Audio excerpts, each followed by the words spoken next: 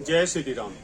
ये हमारी राजपूत सभा जिला फरीदाबाद एक समाज सेवी संगठन है और इसका पारिवारिक होली मिलन कार्यक्रम है हमारा। ये हमारा पहले भी हम ऐसे कार्यक्रम करते रहे हैं और समाज सेवी संगठन है। बाल संस्कार कार्यक्रम हम करते हैं। देखिए, मैं कोई राजनेता नहीं हूँ। 32 सालों से हम विभिन्न समाज सेवी संगठनों से मैं जुड़ा हूँ। राजपूत सभा जिला फरीदाबाद के अलावा नर्चर फाउंडेशन एनजीओ, बाबा सूरदास सेवा गो सेवा ट्रस्ट से जुड़ा हुआ हूँ मैं और सेव फरीदाबाद से जुड़ा हुआ हूँ। हम जो समाज में समरसता लाने के लिए, समाज को विकसित करने के लिए प्रयासरत थे, परंतु हमारे प्रयास निरर्थक दिखे हमें। तो इस वजह से हमने देखा, दिल्ली में हमने सरकार को देखा है काम करते हुए, जो मूलभूत गरीबों के लिए जो बिजली पानी पे, शिक्षा, स्वास्थ्य पे जो काम किया है। और जबकि हरियाणा में ऐसा नहीं है, एडजॉइनिंग स्टेट है ये, बिल्कुल उनसे लगता हुआ। आप देखिए, इसमें विकास की दृष्टि से देखिए, आप शिक्षा का स्तर देख लीजिए, आप मूलभूत सुविधाओं को देख लीजिए। तो इस वजह से मैंने ये काफी सोच विचार करके और ये पार्टी ज्वाइन की। होली का हर साल आप करते हैं? जी जो है ये जब से ये हमने संगठन बनाया है, उससे पहले हम गांव में करते थे। मंदिर में हमारे स्कूल की तरफ से बाल कलाकारों को मिला के हम सामूहिक रूप से मंदिर में करते थे। अब अपने जहां मीटिंग में तय होता है वो स्थान निर्धारित करके हम ये कमल सिंह जी, आप 2-3 एनजीओ चला रहे हैं, संगठन चला रहे हैं, आप नॉन पॉलिटिकल के रूप में जाने जाते हैं, तो आप पार्टी में ज्वाइन करने का कैसे मन बनाया, क्यों मन बनाया? मैंने तो नहीं बनाया, परंतु ये तो मुझे कुछ उस नटवरधारी की कुछ लीला लग रही है कि उन्होंने ही शायद ये राजनीतिक कीचड़ को समाप्त करने के लिए जो हमारे प्रयास निरर्थक जा रहे थे इस भ्रष्ट राजनीतिक व्यवस्था की वजह से, तो कहीं ना कहीं हो सकता हम एक अच्छा फरीदाबाद का निर्माण कर सकें। तो ये प्रयास है। कौन कौन से प्रयास थे जो आपके उस प्रयास में बाधा कर रहे थे? कौन कौन, मतलब किस तरह के? मैं तो हमेशा नाम लेके कहता रहा हूँ। मेनली तो जो मोदी जी के सिपाही कहते हैं अपने आप को, हमारे केंद्रीय राज्य मंत्री श्री कृष्णपाल गुर्जर जी, वो फरीदाबाद के लिए सबसे बड़ा अभिशाप है। तो वो उन्होंने ही सारा, अभी पीछे सेक्टर 37 में एक ठेकेदार पकड़ा गया था चोरी करते हुए, उसका पार्षद भी, जो उसका एक सिपह सालार है कृष्णपाल जी का, वो पार्षद आ गया उसे डिफेंस करने के लिए, उसका एसडीओ आ गया डिफेंस करने के लिए, ना कि उस भ्रष्ट ठेकेदार को जब रेड हैंडेड पकड़ा गया तो उसके खिलाफ कोई मुकदमा दर्ज करने की बजाय वो जनता के पैसे को कैसे खा रहा था, किस तरह से घपला कर रहा था, उस पर कोई मुकदमा करने की बजाय उसको डिफेंड कर रहे हैं। मंत्री संतरी सब बीजेपी के हैं, निगम पार्षद भी बीजेपी का है। क्या आपके क्षेत्र में अच्छा विकास कार्य हुआ है? आप देख लीजिए, फरीदाबाद में घूम के देख के वो तो आपको पता लग जाएगा कि कैसे विकास कार्य हुए। विकास के लिए पैसे, वो सीवर लाइन है, कैसी वाटर लाइन है, जो फॉरेन एड से भी पैसा मिलता है, उसे भी ये भ्रष्टाचार के हाथ में आधे पैसे को खाते। जी, एनजीओ जो है क्या क्या करती है आपके समाज के लेकर? एनजीओ का मेन तो हमारे बाल संस्कारीय कार्यक्रम है, जिसमें हमारा एक मलखम्ब शालाएं खोलना, पुलिस मिलिट्री फिटनेस के लिए एकेडमी देना, योग सिखाना, ताइक्वांडो सिखाना, बॉक्सिंग एकेडमी चलाना, बच्चों को हम प्रोत्साहन देते हैं उसमें, और वृद्धाश्रम चलाना, गौशाला संचालन चलाना।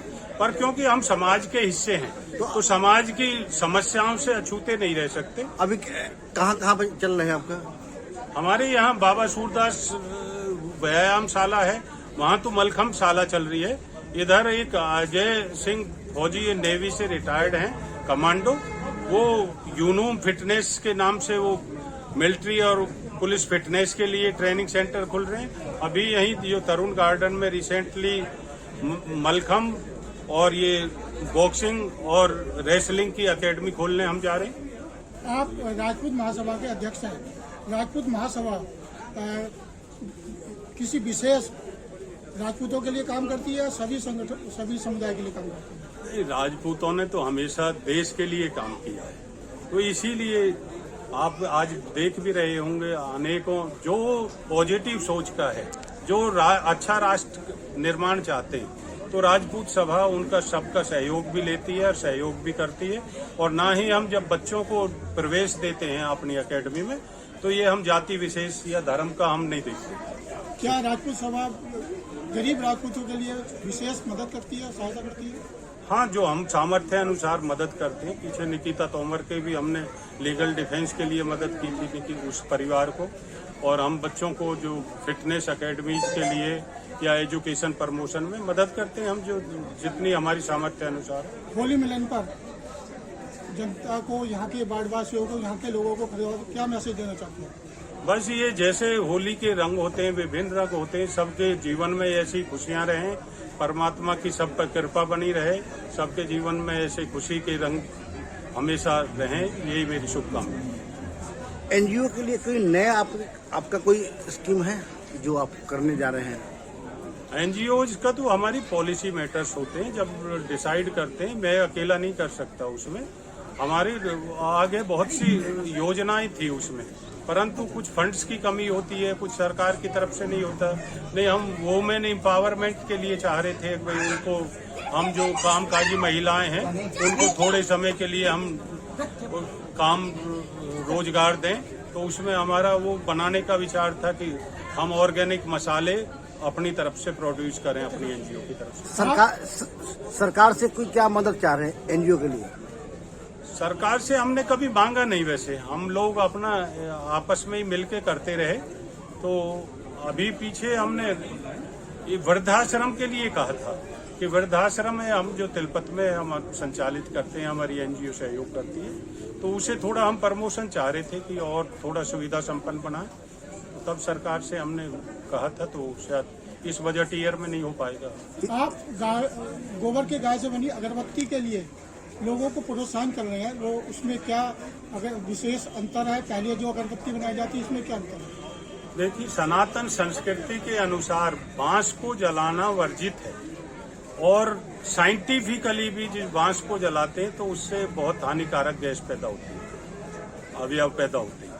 तो हमारा यही मकसद था कि एक तो गौ सेवा को, गोधन को संवर्धन करने के लिए, उसको विकसित करने के लिए, उसकी प्रोडक्ट से हम बने हुए, तो हमने उसकी प्रोडक्ट से वो हमने अगरबत्ती और धूपबत्ती का एक सब्स्टिट्यूट हमने किया है। गोपाल गौशाला में वो है, तो उसको हमने अपील की है हमेशा कि आप उसको अपने पूजा या विशेष अवसरों पे इस्तेमाल। क्या ये अगरबत्ती हिंदू महाधर्म में अच्छी मानी जाएगी, बहुत अच्छी मानी जाएगी?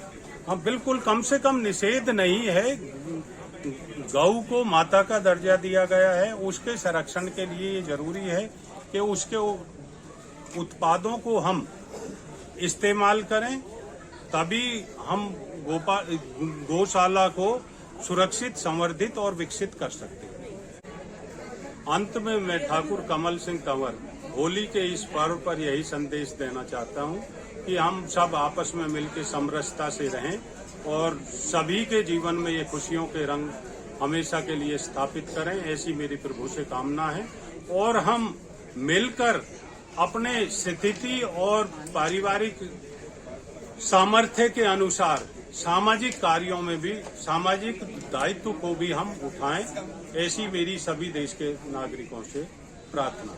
यही एक संदेश मैं देना चाहता हूं, आदमी हूं, आदमी से प्यार करता हूं। तो हम सब एक अच्छी इंसानियत, भाईचारा लाएं और एक अच्छे स्वस्थ समाज का निर्माण करें।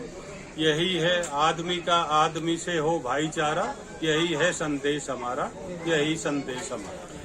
अंत में मैं अपने सभी श्रोताओं का, दर्शकों का इस होली के पावन पर्व पर यह संदेश देना चाहता हूं कि हम सब मिलजुल कर एकजुटता के साथ रहें।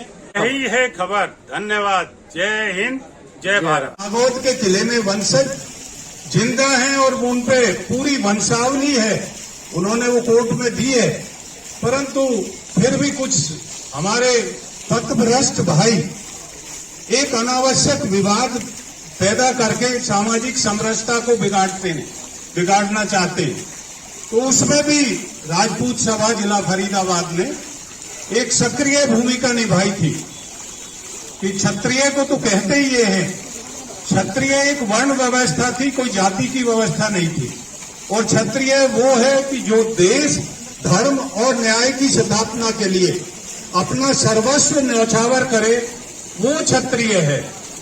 तो इस पे मंथन करें कि हम कितने बड़े राष्ट्रभक्त हैं, कितने समर्पित राष्ट्रभक्त हैं, और हम कितने धर्म प्रेमी हैं।